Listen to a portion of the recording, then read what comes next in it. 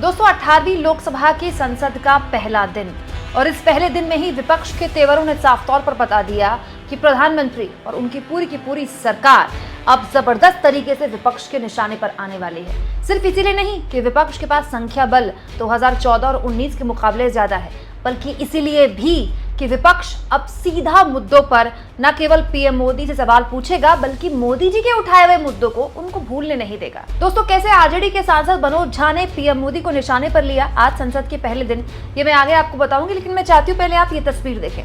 दोस्तों, देश के शिक्षा मंत्री धर्मेंद्र प्रधान जब आज सांसद के तौर पर शपथ लेने के लिए उठे तो किस तरह से उन्हें हंगामे का सामना करना पड़ा, जरा देखिए।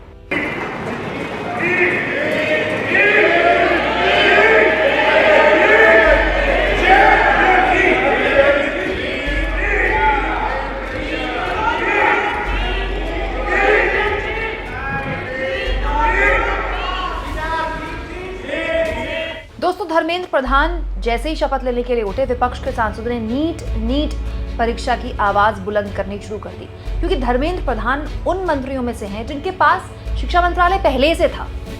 उसके बाद उनको शिक्षा मंत्रालय दिया गया था क्योंकि मोदी जी उनके काम से अत्यंत खुश थे, अत्यंत इतने खुश थे कि शिक्षा मंत्री के तौर पर जब उनसे उनकी जिम्मेदारी संभालते हुए नीट परीक्षा को लेकर बात की गई तो उन्होंने कह दिया कि कोई धांधली हुई ही नहीं थी। बाद में खुद अपने बयान से पलट गए, कहते हुए कि हाँ, मुझसे गलती हुई थी, जल्दबाजी में बयान दे दिया, अब मेरे पास पूरी जानकारी है, हम सीबीआई जांच करवा रहे हैं। बड़ा सवाल यह है दोस्तों कि जिस तरह से विपक्ष के सांसदों ने शिक्षा मंत्री के शपथ के दौरान हंगामा किया, उनको याद दिलाया कि आपके लिए महत्वपूर्ण मुद्दा क्या होना चाहिए। आने वाले 2-3 दिन के बाद सदन के अंदर आपको बिल्कुल यही स्थिति दिखाई देने वाली है और यही बात आरजेडी के सांसद मनोज झा ने भी कही।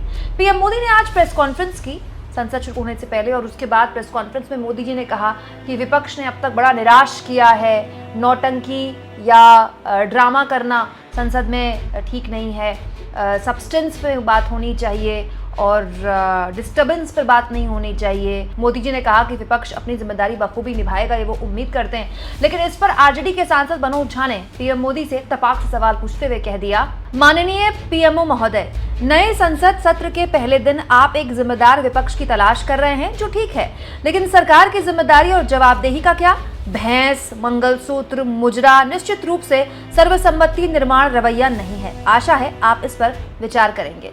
ये वो शब्द है दोस्तों जिनका इस्तेमाल पीएम मोदी ने पूरे चुनाव प्रचार में किया था। हर कोई हैरान हो गया था कि देश के प्रधानमंत्री क्या मुजरे जैसे शब्दों का इस्तेमाल कर सकते हैं, लेकिन कुछ नहीं चला।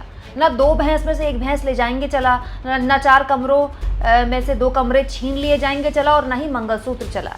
और अब विपक्ष न केवल मौजूदा सरकार की मुश्किलें उसके सामने रख रहा है, चुनौतियां रख रहा है, बल्कि मोदी जी की चुनाव के दौरान बोली हुई बातें भी याद दिला रहा है कि आपकी उन बातों का क्या हुआ।